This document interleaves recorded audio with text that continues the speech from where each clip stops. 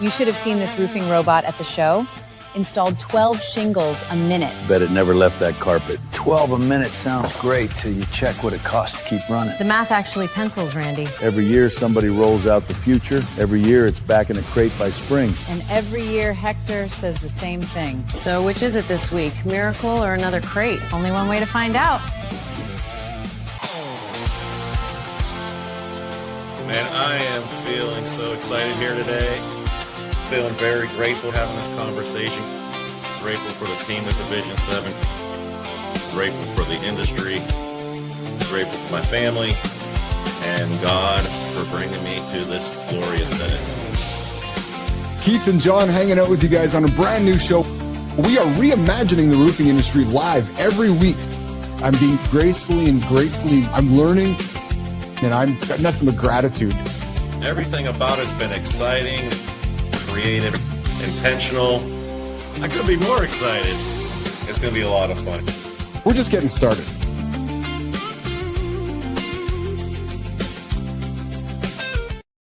Good morning, everybody. Hey, roofing doesn't have an innovation problem. No, it has a trust problem. Great technology shows up polished, tested, ready to change the trade, and then it dies when it meets a crew. And the job that just can't afford to be the experiment. Today we're asking why. Jimmy, let's frame it up.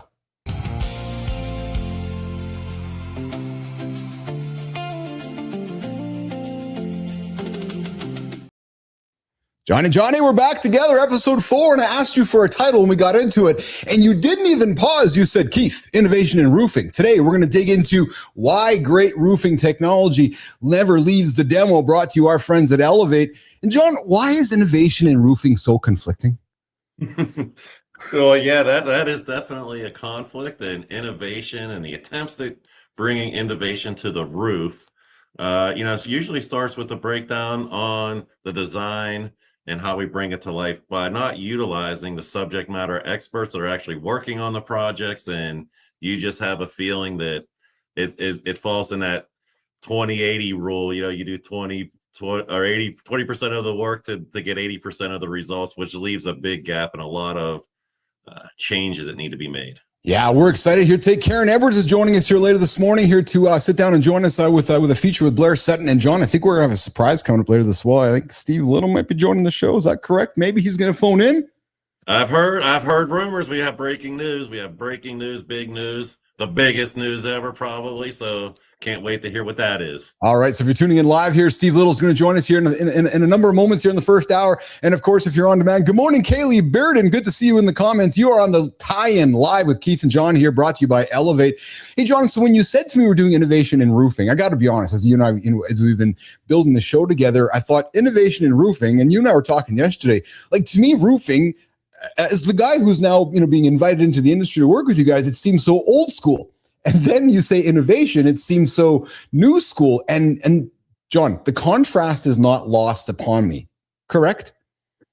Yeah, absolutely. The roofing and application of roofing I see it as a blue ocean opportunity for anybody that wants to step in it, get dedicated to innovation. There's a ton of opportunity in it, and we just need to make some changes. We need to make some changes. And one of the ways we can make changes is by solving problems. John, as I've been getting to know you, I'm a first principles thinker. You are a first principles thinker. And unraveling all of it and looking at a blank piece of paper and starting from scratch. So John, I thought I would throw something on the table for us today to talk about through the show. And it's this whole idea that we can't solve problems by using the same kind of thinking we used to create them. And you are a first principles thinker. So I found a few different ways that we can talk about this. John, when you show up at a job site, talk about this idea of, okay, there's a problem here. How about inverting the problem, inverting the roof problem? John Kiesel. We look at it from the end in mind. We look at to where we're trying to get to, and then backing into the situation. You start evaluating, triaging, what's the significance of the problem, and how do we approach it with logic and not panic. Yeah. So we got a number of these little tips you guys throughout the episode today, little conversation nuggets we'd like to offer up, which maybe as we approach our job today, maybe as we approach a job site today, maybe you're approaching something in technology at your desk today. You're like, there's a problem here and I don't know how the problem got here, but how do I solve it? We're going to talk about problem solving here today on the tie-in with Keith and John, brought to you by Elevate. Hey, John, let's keep the show moving, man. Let's get to the roofer's desk. Jimmy, let's head to the roofer's desk.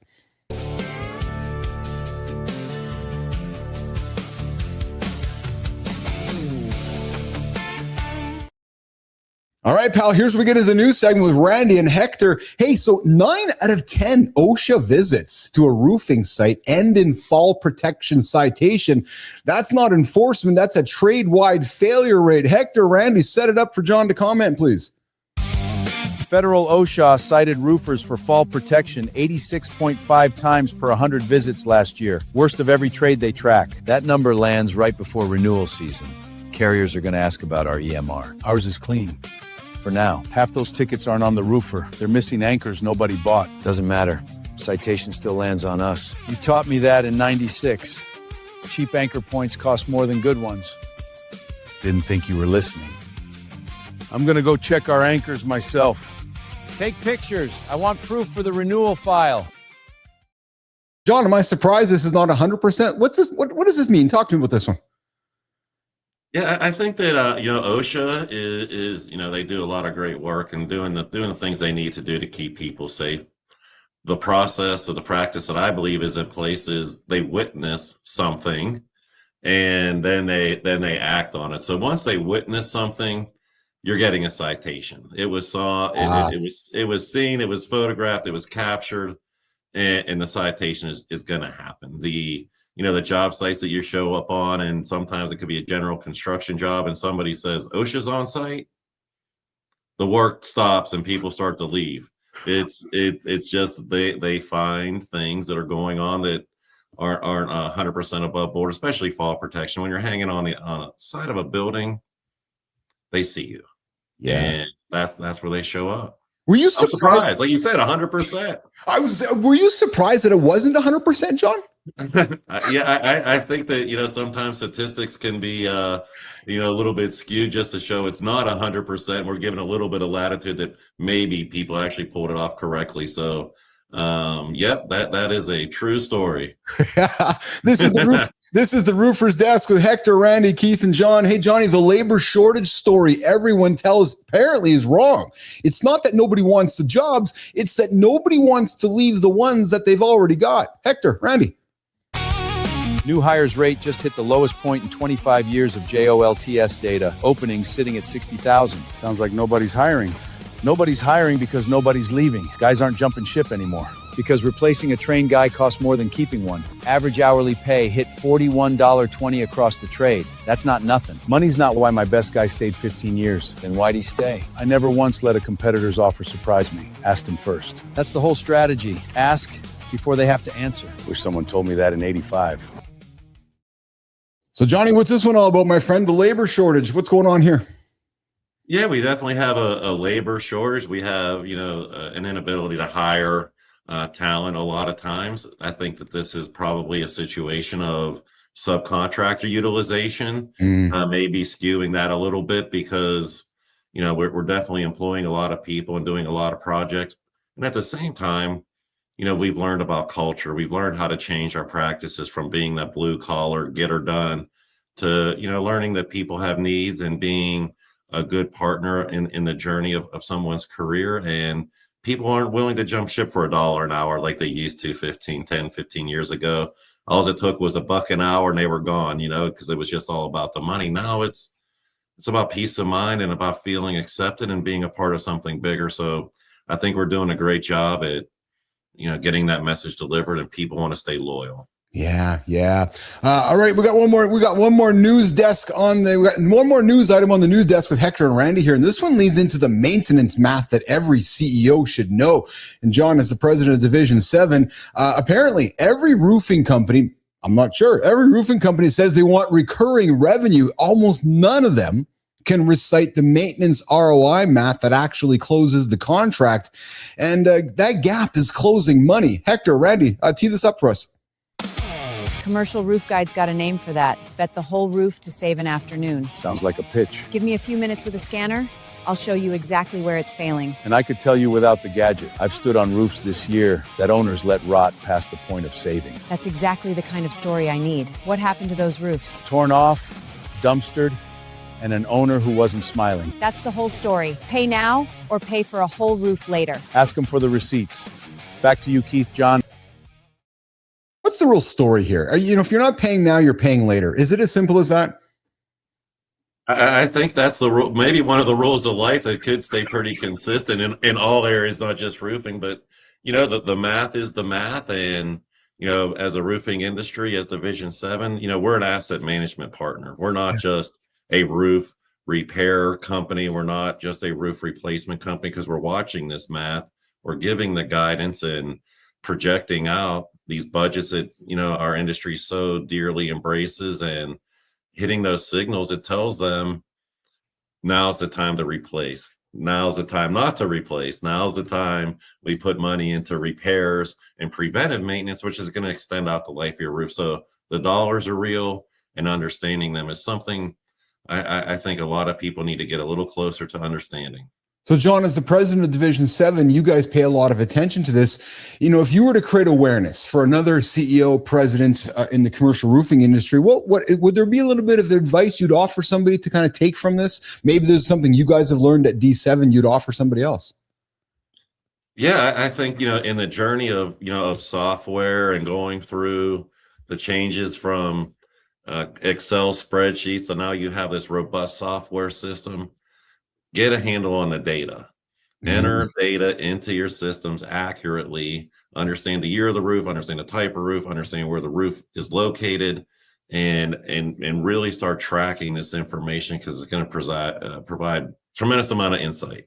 Yeah, coming up, Karen Edwards is joining myself and John Kiesel with Roof Talk with Blair Sutton. But before we do that, Johnny, let's go back to solving problems. And we can't solve problems by using the same kind of thinking we used to create them. And one of the ways we can solve a problem, and I strongly dislike when I sit down in front of Netflix, John, I'm like, okay, what am I going to watch? There's the problem. But maybe one of the ways we can solve a problem is by limiting the options. Jimmy, put this one up on the screen. John, what does limiting the options mean to you? I think it means to me that we have to be the guide.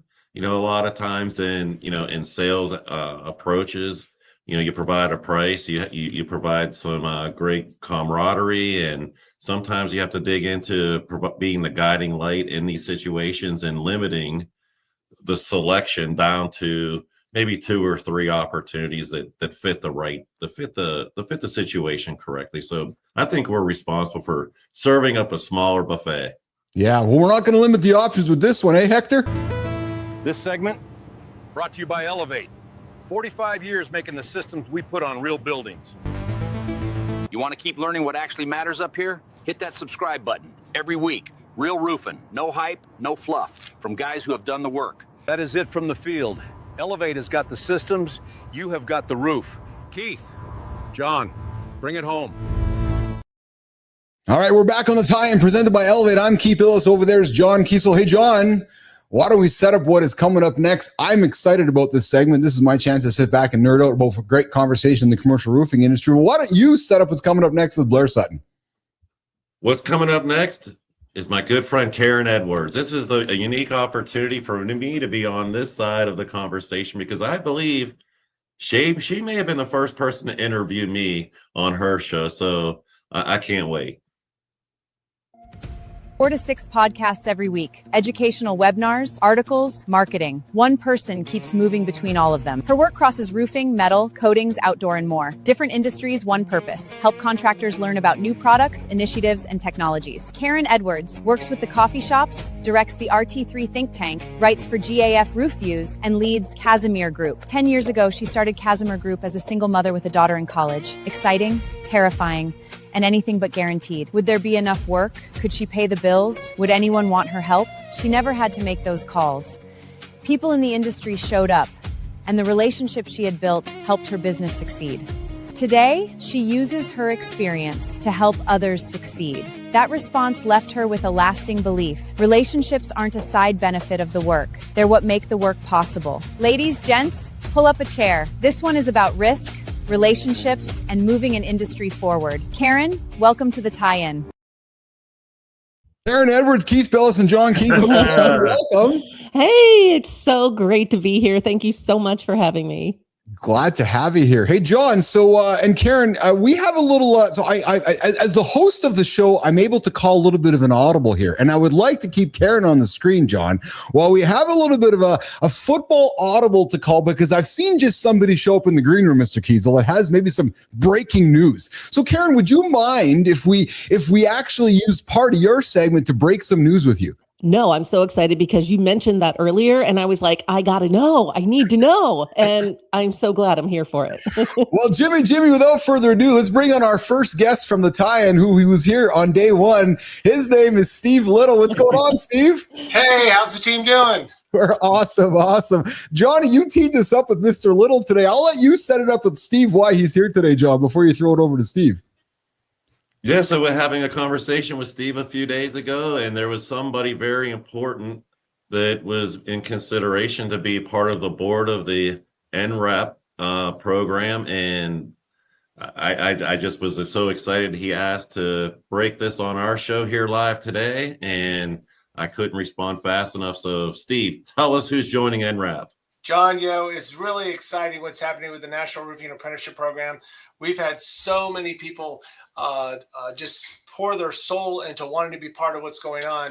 And one of those folks has been very instrumental in developing programs in the workforce development side of our business. It's part of the National Roofing Center for Roofing that the Roofing Alliance has put together. And we have asked Dr. Jagar Duval to be on the board of National Roofing Apprenticeship Program.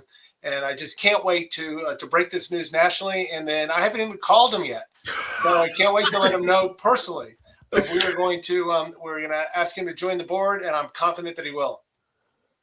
Well, that is so amazing, Steve. So we're bringing the news before the news has actually been delivered. I mean, that's what the tie-in's all about, right? That's what we're tying in. We're tying it together.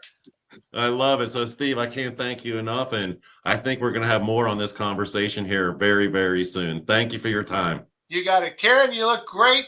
Thanks you for all you do for our industry, and it's really exciting for you to be on the tie-in. Yeah, it's great to see you, Steve. Thanks. Okay. Awesome. Well, everybody. Steve, thanks for joining us today. Breaking news live on the tie-in. Steve Little is joining somewhere from in the world, taking some time out of his day to kind of hang out with myself and Karen Edwards and John Kiesel. So, John, this is my cue to get out of the way for an awesome conversation with you and Karen, and I'll pop back here in a few minutes. But, John, over to you, my friend. Let's tee it up with Karen Edwards. All right, let's do this, Karen. I'm super excited, and thank you again. We're just going to ask you a few questions here. Nothing you haven't experienced, I'm sure, but just being on that side of this conversation may be a little bit different. But I just want to start with, your day-to-day spans 4 to 6 podcasts a week, educational seminars, the RT think tank, industry writing, marketing across roofing, metal, coatings, and outdoor. Why have you chosen to work across so many lanes? And what does the range allow you to see that narrower roles would not? That's an interesting question. I obviously started focused entirely on roofing, right? The roofing industry. And that's still a big chunk of what I do and my involvement. But being a part of the coffee shops, really the industries have seen what we've been able to do. And that's why we've expanded into some of those other industries. In terms of metal, the metal industry, Sherwin-Williams was a big proponent of, they provide the coil coatings for much of the metal and metal roofs that go on. And they said, we love this model so much. We want to bring it to the metal industry. We want to be providing that education, providing the resources that contractors need to be successful in adding metal to their business. And they're like, let's start one for metal. And then the coatings and waterproofing and those industry, they saw what we were doing and they said, we need that for our industry. And so it just has grown from there. And one of the things that it's really interesting to see that it's a slightly different industry, but the issues, the challenges are the same. It doesn't matter if you're installing a basketball court, tennis courts in a park, or you're installing roofs. You're still a contractor with the same challenges that someone in roofing has. So it's been really interesting to see and seeing that these other industries are much like roofing in that they're tight knit, right? You feel like you're getting to know friends and family when we're learning more about these different industries. That's one of the things I love most about the roofing industry too, is, look, we've been friends for how long now? And Steve Little's been a good friend of mine for how long? It's just, you build these relationships and friendships that mean so much. I couldn't have said it any better, honestly. I mean, I was on Roofing Coffee Shop. I think it's going to air, I think the first week, the contractor of the month, and having a conversation with Megan. And she said, what does Roofing Coffee Shop meant to you? I was like, it's meant like a family in the industry. I mean, we're looking out for each other. We're excited to see people win. We're excited to see great things happen. So we really wrap our arms around somebody trying hard and has something that we can help build out, so they don't have to wait and struggle for such a long time to get to where they want to go. So I think as an industry, the roofing industry is, like we say, the tie-in to all the other industries, instead of it maybe being the other way around. So the great framework, it fits into just about anything in our industry. So I love that you have that. Yeah. Congrats on being Roofer of the Month. Yes, it was such an honor. And you just do the right things, and people seem to pay attention to that and want to be around it. So we just try to do the right things. That's just the bottom line, right? 100%. Yeah. So Karen, when you started Casimir Group, you were a single mother with a daughter in college and no certainty that enough work would come. Right. How did you make the decision while those fears were still real? And what did the experience teach you about taking on a professional risk?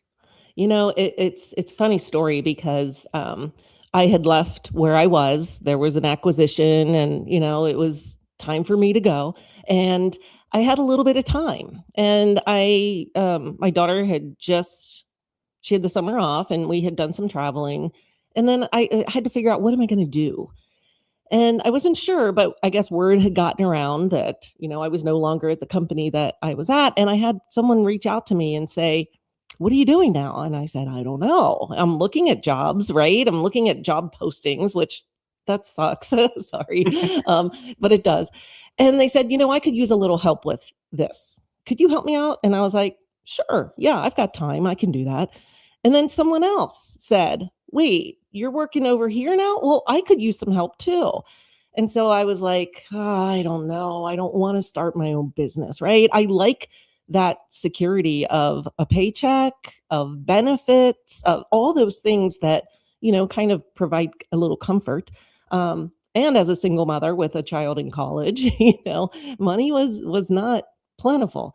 And a good friend of mine, Heidi Ellsworth, you're going to have her on this show sometime in the future. She sent me a quote, and it was Dr. Martin Luther King Jr. And it was along the lines of, you don't have to see the whole staircase to take that first step. And I printed that out, and I put it on my desk at home. And I said, all right, I'm going to set up an LLC with the state and see what happens. And I put it out on LinkedIn, said, hey, I just started, my own business. And I had someone that I used to work with that was now somewhere else contact me and said, really? Oh my gosh, I need your help doing this, this, and this. And it just kept coming. And it was really just a good feeling, right? I never once had to pick up the phone and look for work. It just happened. And what's been great about it is the range of everything that I do. One of my first customers was a contractor in Texas. They had just gotten started and they needed some marketing help. So I did a marketing plan. I got them their social media up and running. I helped with their website, press releases. So, just really got them the ball rolling. They eventually got to a point where they could hire someone in-house. Right. They didn't need me anymore. So, I moved on to the next. So just being able to provide that it's wonderful feeling. And then to make a living doing it, it's even more wonderful. Well, you heard it, and I love this story. And I think we have the what if segment coming up here, and we're going to come back here in a few minutes and rejoin the conversation. Let's roll.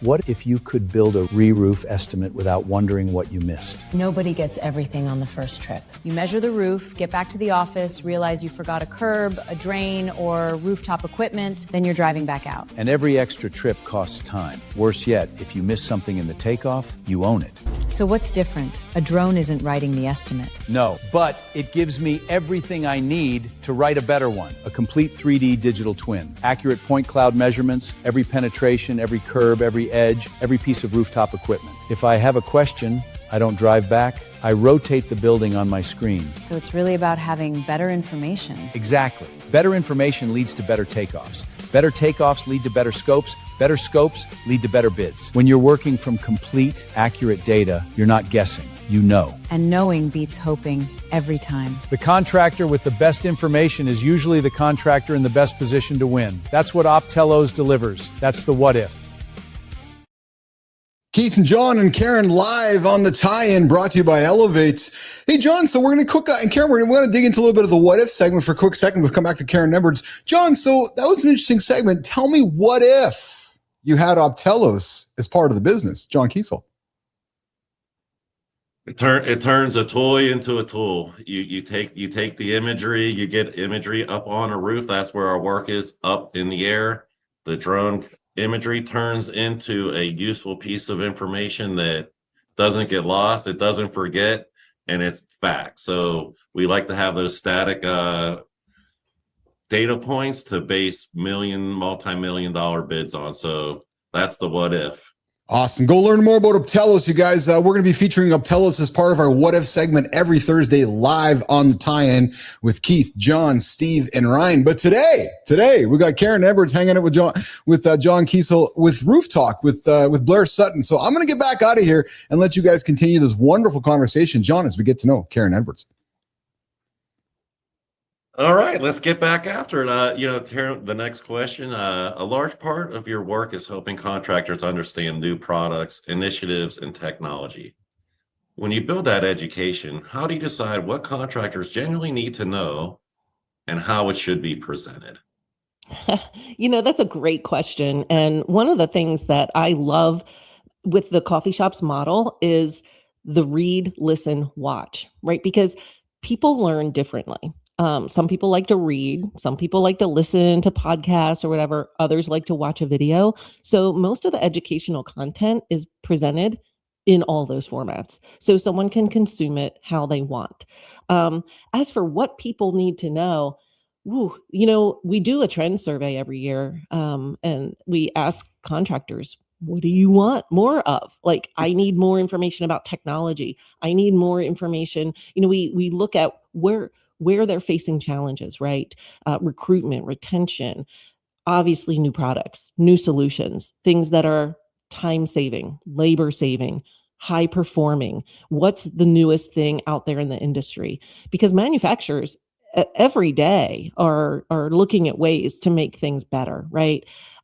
Implement different technologies. And technology, to me, it's not always software or computer related, right? Like, there's self-adhering technology that we're seeing on products nowadays. There's moisture monitoring abilities that, some systems have. So all of these, I think that, as a contractor, it's a big world, it's a big country, and you're doing your day-to-day in your service area, in your community, and you're just doing what you always do. And so making it easy for a contractor to get the information on the newest or latest technologies or strategies that are working, like for recruitment or retention, that's really important, because I think it's easy to feel kind of alone and there's not a lot of support out there for you. So that's kind of how we approach the information and the education that we are delivering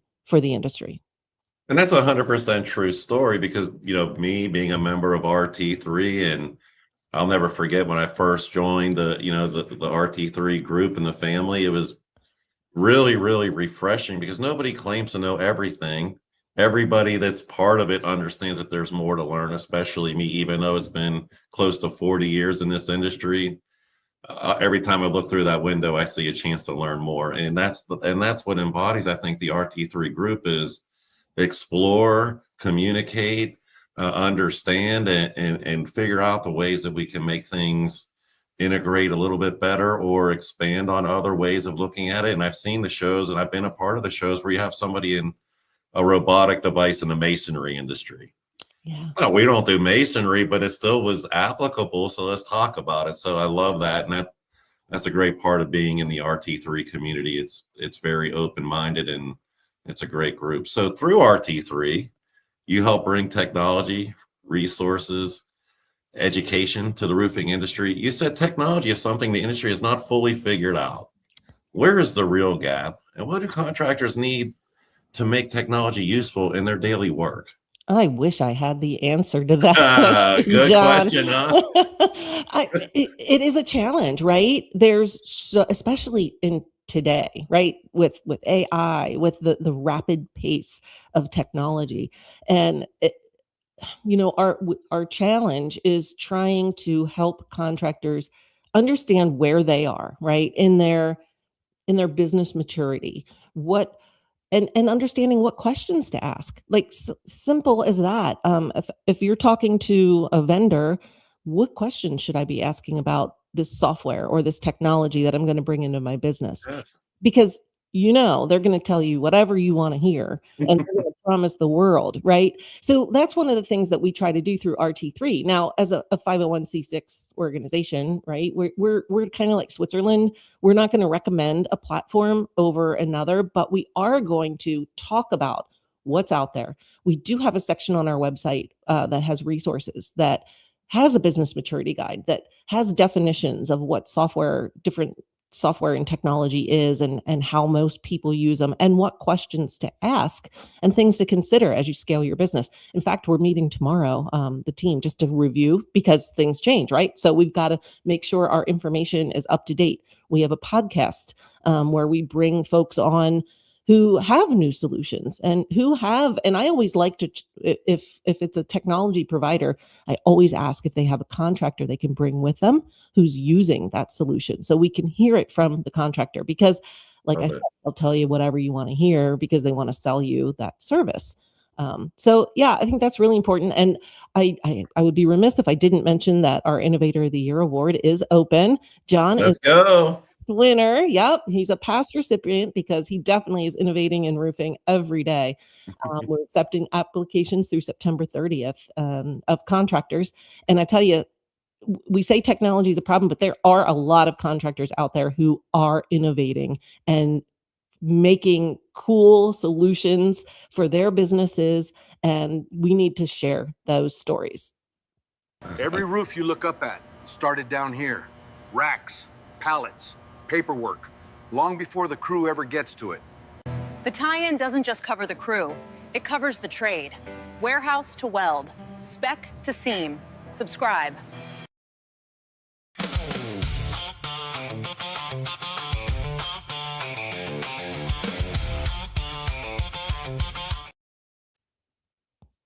We go. All right, we're tuning it up with Keith, John, and Karen live on the tie-in presented by Elevate. John, you guys are getting after it quite well here. We are in the final segment with our guest here today. So, John, let's keep going, man. Q5, question 5 for Karen. Throwing it back to you. Let's work towards the debrief. The meaning of the last 10 minutes hanging out with Karen this morning. Karen Edwards, John Kiesel. All right. I love that last segment before we went to the break. We have to pay the bills, Karen. Right, I understand. This is a beautiful show, and you have great guests on it, so we have to pay those bills. So thank you for bearing with us on that. So you said one of the industry's greatest strengths is the network people build inside of it. When you launched Casimir Group, people offered you work without being asked. What creates that level of trust, and how can roofing professionals build it before they need it?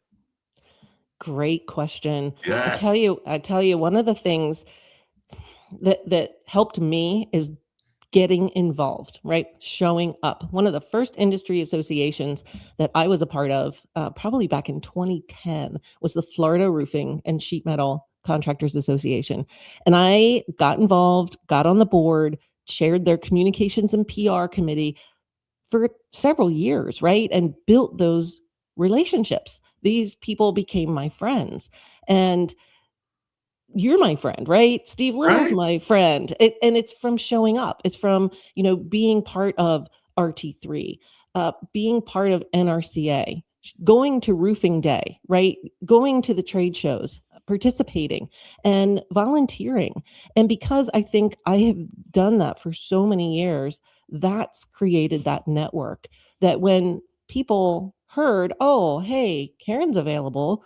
Oh, wow. Yeah, I know her. I trust her. I know she's going to show up and do what's asked and deliver the goods, right? So to speak. And so I recommend highly that you join your roofing association, whether that's your state or regional, definitely NRCA.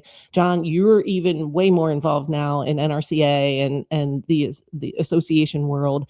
And I think, it's created that network for you too.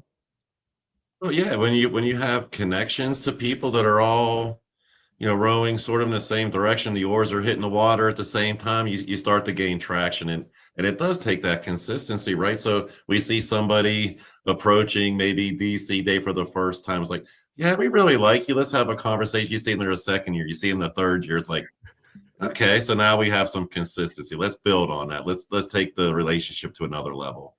Yeah, I have friends all across the country that at any minute, if I had a question or needed something, I could send a text or make a phone call and they're there. Absolutely. So you've built a network around helping others succeed while moving the industry forward. Where did that sense of responsibility come from? Yeah. How would you encourage roofing professionals to turn their own sense of purpose into useful action? Love This that. is a big one. Yeah. It is a big one, but I'm a big believer in what you put out to the universe, you get back, right? Tenfold. You'll see if you're connected with me on LinkedIn, I share good news stories all the time, right? That's right. I think that our industry as a whole it's such a great industry with such great people in it that we need to tell the story more. Because for a very long time, roofing, the reputation is kind of like, roofing, who wants to work in the roofing industry? And everyone should want to work in the roofing industry because it's a great place to work. And if I can contribute to elevating that industry, then I need to do that. And it's what drives me. I'm really passionate about it. I think about, I was talking about associations earlier, National Women in Roofing, right? One of their things that they do is mentorship and elevating the industry and helping others. And it's just the right thing to do, right? And then That's right. you're going to get paid back tenfold. And Karen, it's not if you can contribute to the roofing industry. You contribute to the roofing industry all day, every day. Hey, John, Karen said something. Karen, I'm going to go off script for a quick little second because you said something that struck me, and you said showing up. Showing up is so hard for people to do on a regular basis. What does showing up mean to Karen Edwards? It means being there, right? Go to the event, go to the meeting. Mm-hmm. Even if it's virtual, right? Maybe you even if you don't want to, right? Like the power. Even if you don't want to, I can't tell you how many times. Like, I have to go to this show again, right? And I go, and I'm so glad I did because I got to see people I hadn't seen for a while. Yeah. I got to learn about what's new in the industry. So just be there, show up. Yeah. Johnny, some closing comments for Karen as we're wrapping up with you. John, closing comments for Karen. I learned something during this conversation today, and I've known you for quite a few years now. And hopefully the people that stay tuned to this and subscribe to the channel, or at least give us a like on this thing, we can help carry these stories forward and create that tie-in. Like, that's why we named the show. We're tying the people that are working in it to the people that need to hear it. And, that's our mission here. So thank you, because I think that you've definitely provided a tie-in resource for people to understand RT3's out there, be a part of it. And the more people that are a part of it, the better our chances are of coming up with great solutions. Yeah, coming up, we're celebrating somebody above the line in a couple of minutes before we walk Karen Edwards out of here. Karen, how can folks connect with you, find you, engage with you, learn about showing up from Karen Edwards? How can folks find you? Wow. Find me over at the coffee shop, right? Yes. Karen at rooferscoffeeshop.com. My other ones, I have to spell it out. It's a little too long. Connect with me on LinkedIn. My profile, Karen L. Edwards. Or info at rt3thinktank.com. Awesome. So if you didn't know, now you know. Yeah. There you go. Karen Edwards, Keith Bilous, John Kiesel, live on the tie-in presented by Elevate. Karen, thanks for hanging out with us today. I invite you to stick around and watch this little guest exit we put together for you, a brand new segment we're putting together to have our cast walk you out of the lab. Okay. Karen, thanks for coming on the show. That thing you said about trust, more people need to hear it. Thanks for dropping those gold nuggets, Karen. The industry is lucky to have you. Speaking of people who build companies by building people, I'm headed to the roof. Blair and I have an amazing person to spotlight. Can't wait. John, we're going to spot above the line. We're going to come back and revisit our conversation with Karen in a quick second. But before we do that, I want to keep the show rolling with problem solving. We kicked it off with problem solving. And, this idea that we can't solve problems, John, by using the same kind of thinking we use to create them. How often do you...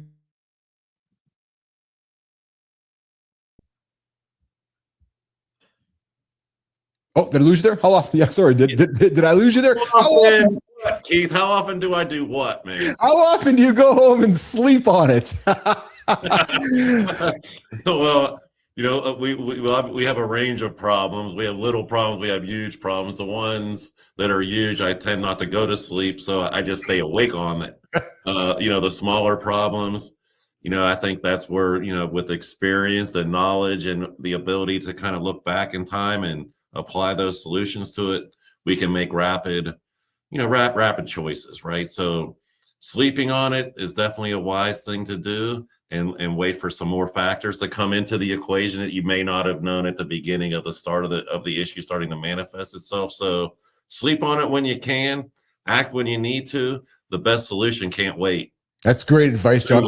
I find myself, I'll find myself in a decision process. If I need to remove myself from emotion, I will sleep on it, because I find that's a good way to create space. If I'm looking to make a decision and there's some emotion involved, I've learned that stepping away from it and perhaps sleeping on it helps me come back and attack a situation with a fresh brain, with my emotion removed from it. You know what I'm saying?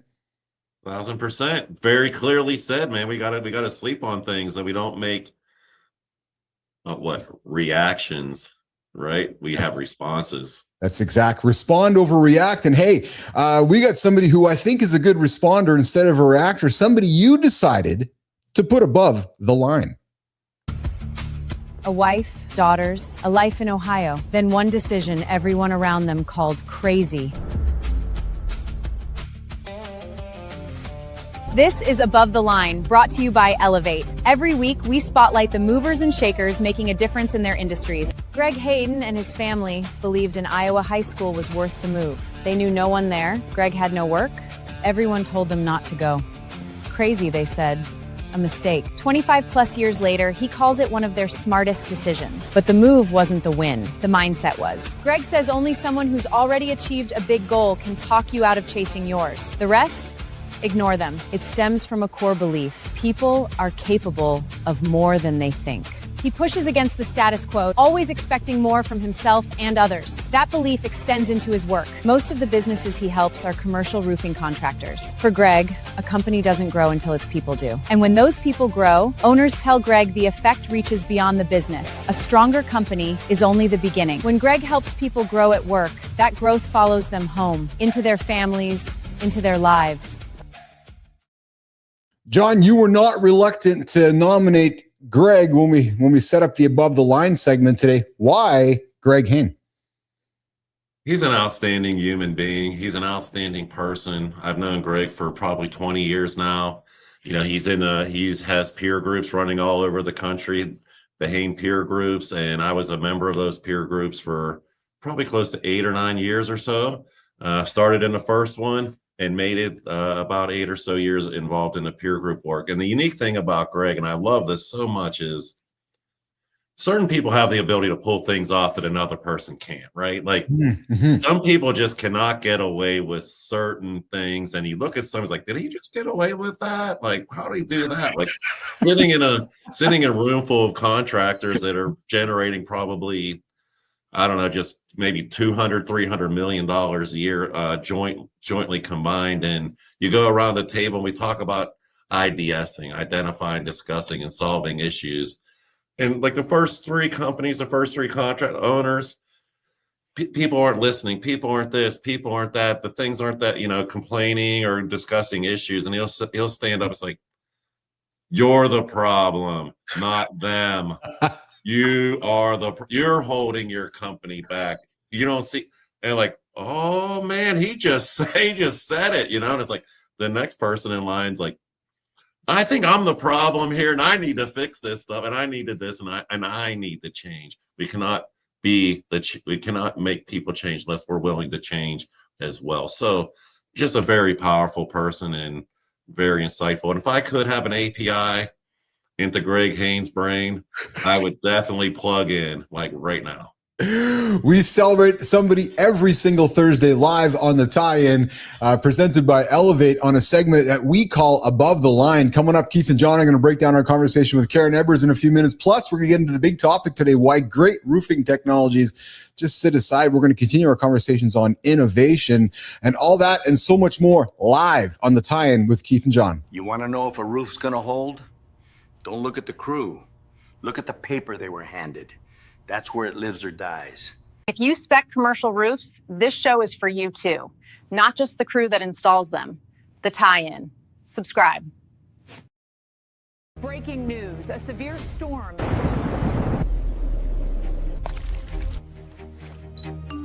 Sector 4 is taking on water. Membrane is breached. Deploy the Defender.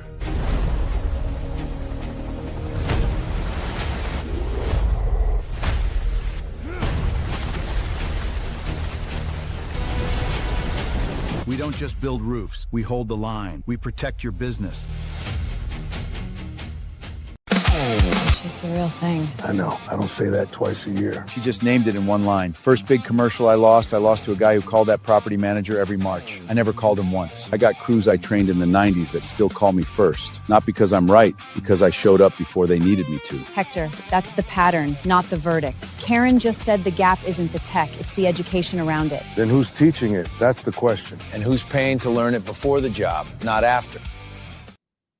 Keith, Bilous, John Kiesel live on the tie-in presented by Elevate. John, we had some breaking news this morning from Steve Little. We're going to get to that. But before we do that, let's break down the chat we had with Karen Edwards. What's the one thing you took from that conversation with Karen today? Johnny.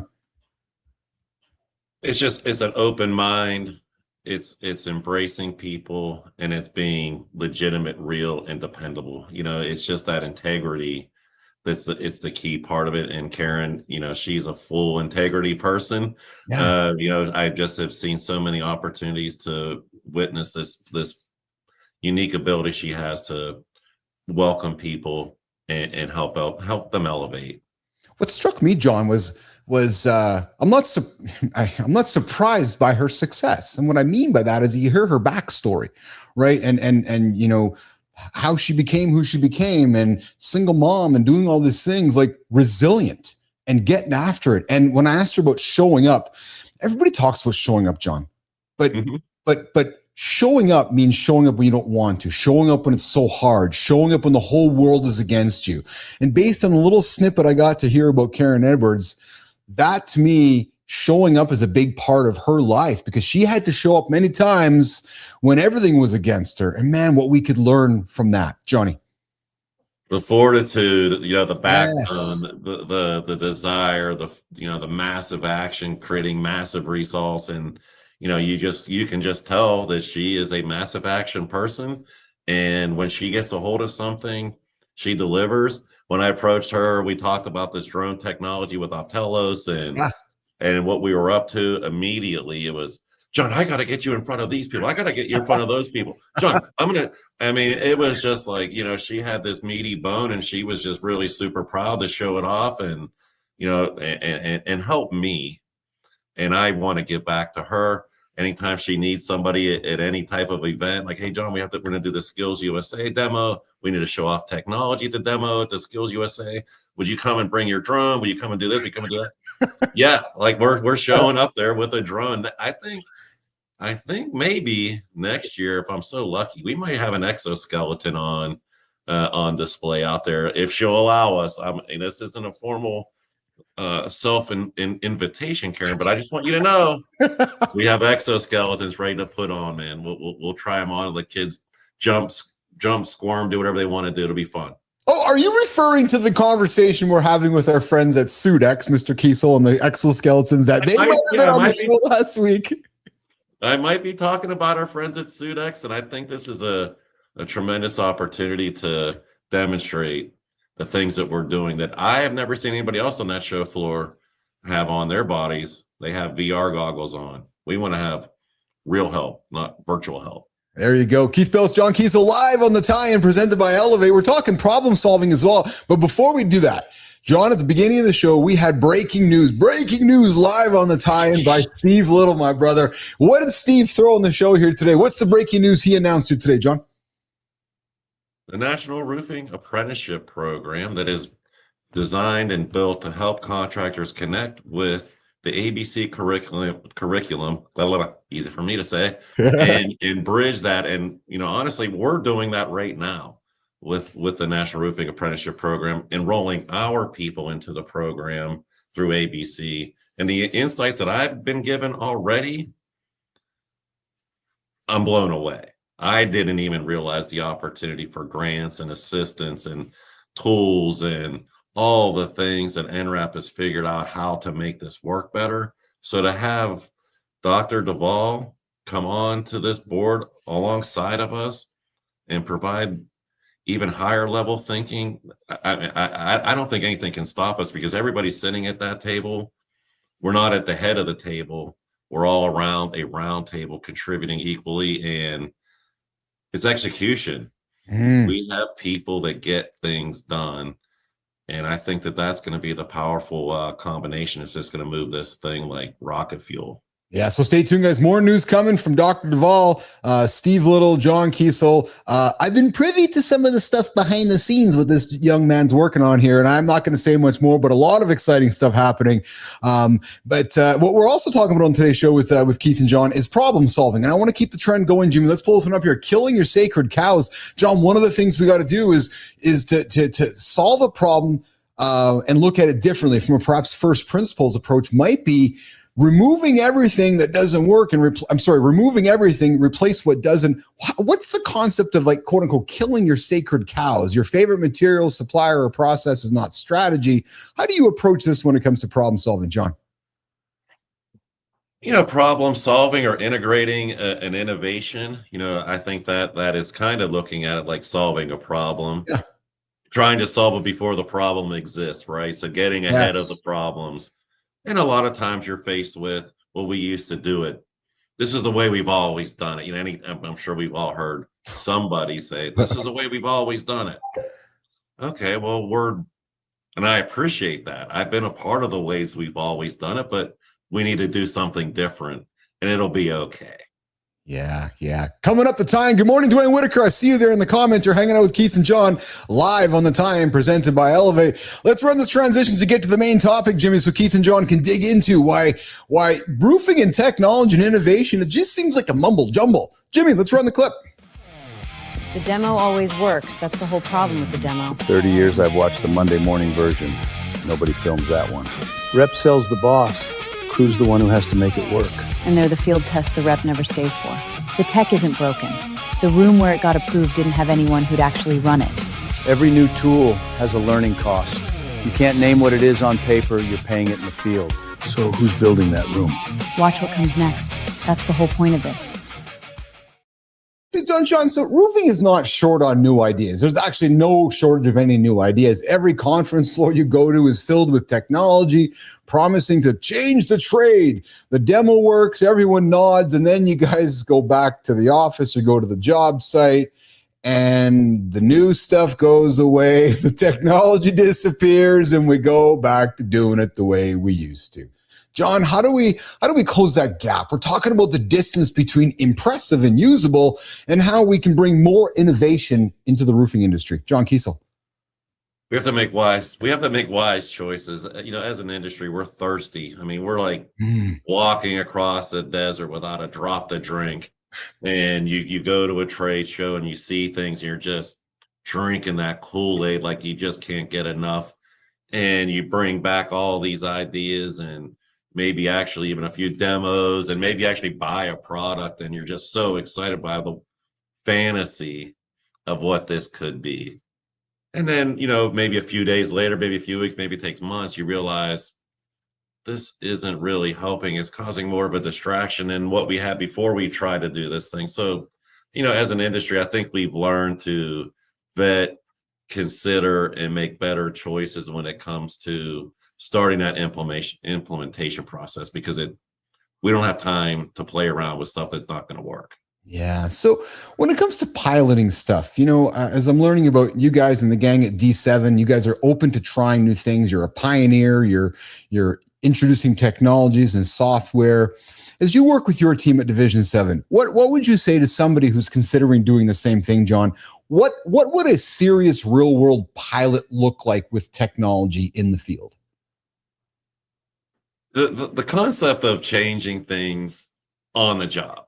I think people that are doing design and research and going through those stages of, adoption, you have this sandbox world. Let's try this in the sandbox before we put it on, before we put it on live. The roofing industry doesn't have a sandbox to try and get used to and vet and R&D and make it what it needs to be. So what we have to have is a team of people that are embracing change, embracing the possibilities, and quickly make the tweaks, make the conversations with whoever built design, and give them the right information. We can't keep going back with, oh, this doesn't work, that doesn't work, and it turns into a 2-year list of things that don't work. Analyze it. Let's give the list complete. Let's change all the stuff at once and make it work sooner than later. The idea of a sandbox is fascinating to me, because it's like you're saying, if, and I'm the new person to the industry, but it's as if one of the associations or a collection of people, I think what you're saying is that if we put all of our resources into a quote unquote a metaphorical sandbox and invited product makers or software makers to come play in the sandbox with us to learn our industry and help solve problems, I believe what you're saying is that doesn't exist. I know you and I had a conversation with our friends at Sudex yesterday, and they were, I think, surprised at perhaps the opportunity within roofing. And maybe, John, it's because the sandbox doesn't exist. Would that maybe be a reason for that, where there's not awareness?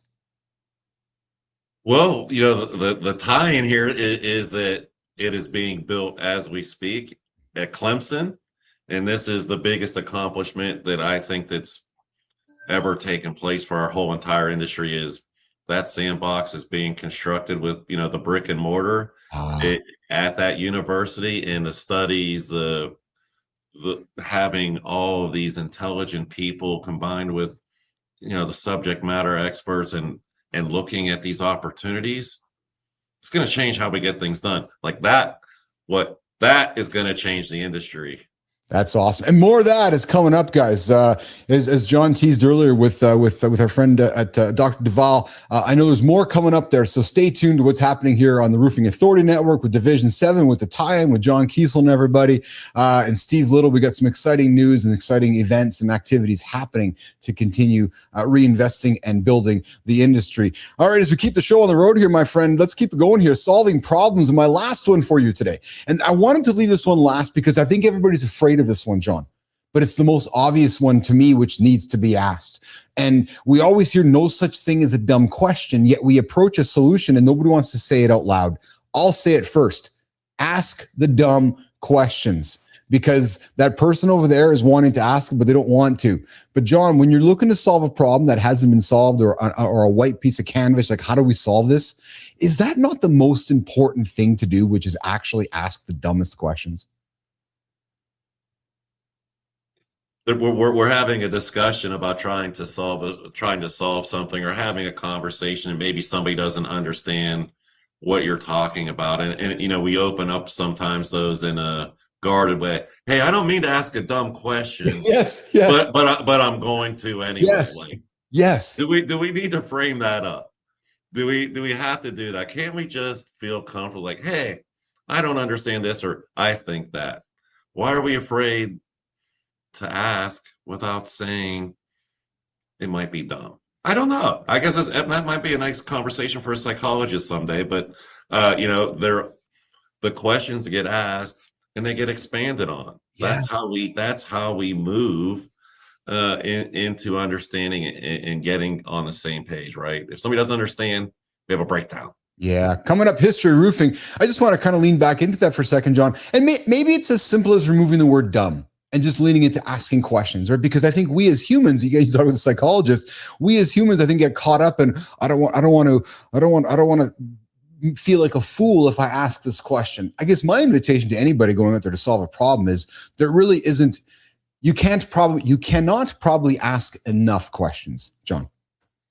Ask away. Yeah. I mean, if you're in a room where people will not allow you to speak or won't allow you to ask a question without you feeling self-conscious, maybe you're sitting in the wrong room. Oh, well said. Maybe you're sitting in the wrong room. Well, there's a room over there, and it's leaning over into the history of roofing. Jimmy, let's tee it up.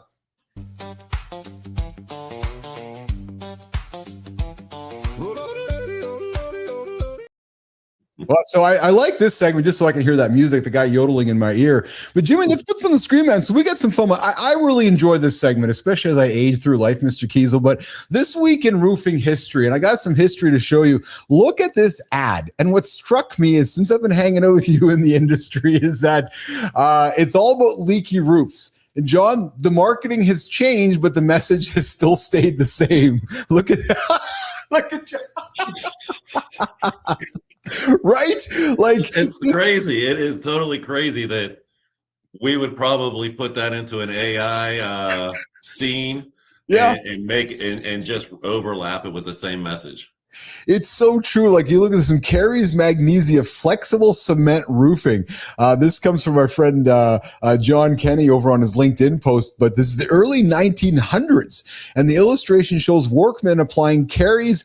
John, do you guys use Carey's Magnesia Flexible Cement Roofing? Should we go see if they want to sponsor the, are they even around anymore? Or, but it's like some, like, I'm just like, interesting, man. And then the ad promises no leaky roofs from spring rains. But I'm learning from you, no such thing. There's always a leaky roof, John Kiesel.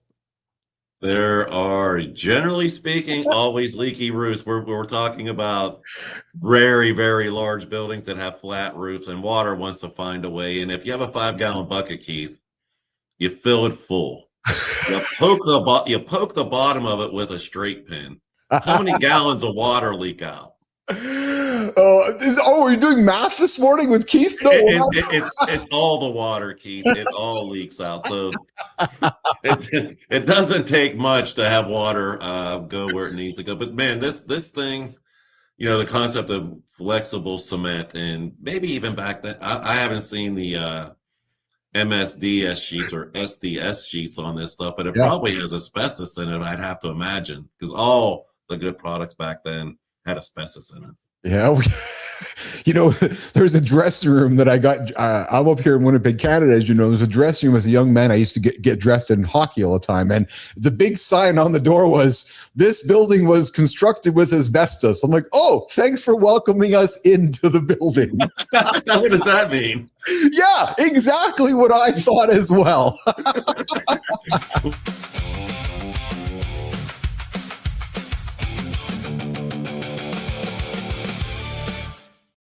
All right, we're back. We're wrapping it up. Holy smokes, Kiesel. We have gone through 65 minutes already. We had Steve Little. We had Karen Edwards. We talked innovation. We talked problem solving.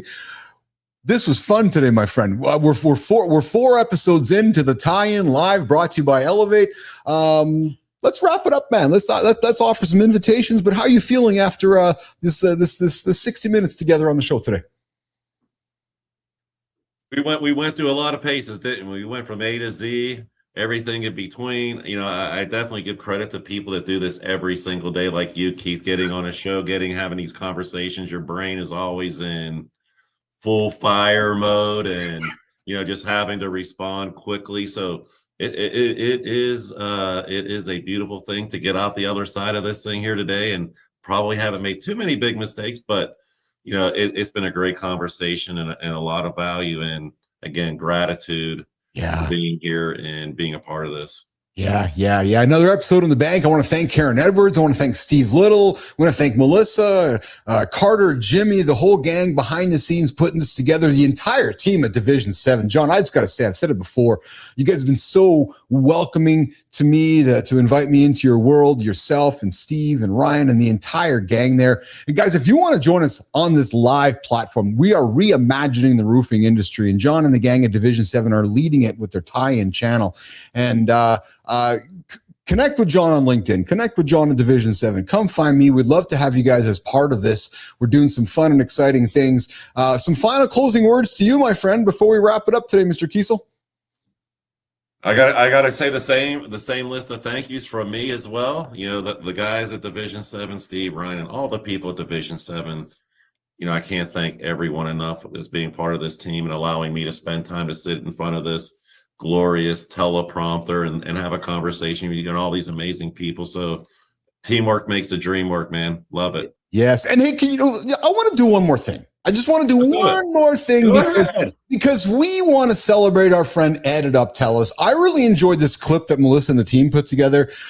I think we should maybe run it again for Ed and the gang so we can just see it one more time and talk about it, because they're breaking down what if you had a situation and you didn't have Uptellis, but maybe if you had Uptellis, you could solve these problems. Jimmy, let's run this one more time for our friends over at Uptellis. What if you could build a re-roof estimate without wondering what you missed? Nobody gets everything on the first trip. You measure the roof, get back to the office, realize you forgot a